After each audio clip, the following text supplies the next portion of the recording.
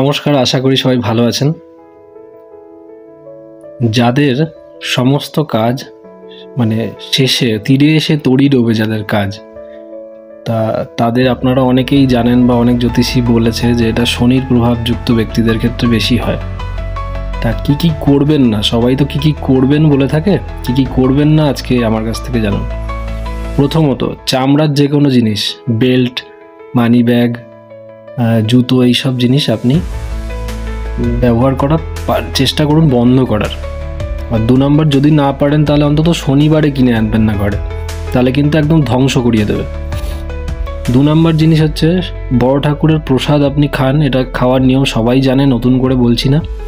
খাওয়ার পরে কিন্তু পা যে ধুতে বলা হয়, পা ধোয়ার প্রক্রিয়াটা তো বলে দেওয়ার কিছু নেই, কিন্তু গোড়ালিটা কোথাও এক বিন্দু যেন অপরিষ্কার থেকে না যায়, তাহলে কিন্তু সংসার একদম তছনছ করে দেবে।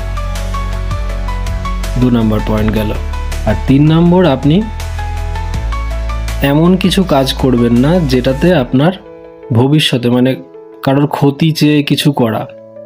শনিদেব কিন্তু সমস্ত আপনার হিসাব রাখেন আপনার কর্মের, এবং তার ফল আপনাকে ভোগ করে যেতে হবে। কাজেই এই 3টে জিনিস মাথায় যদি আপনি রাখতে পারেন, ভয় ধর্মভীরু হওয়াটা কিন্তু ভালো একদিকে। কাজেই সেইটা মাথায় রাখবেন, শনিদেব প্রসন্ন হবেন এবং ভালো ফল দেবেন। সবাই ভালো থাকবেন। নমস্কার।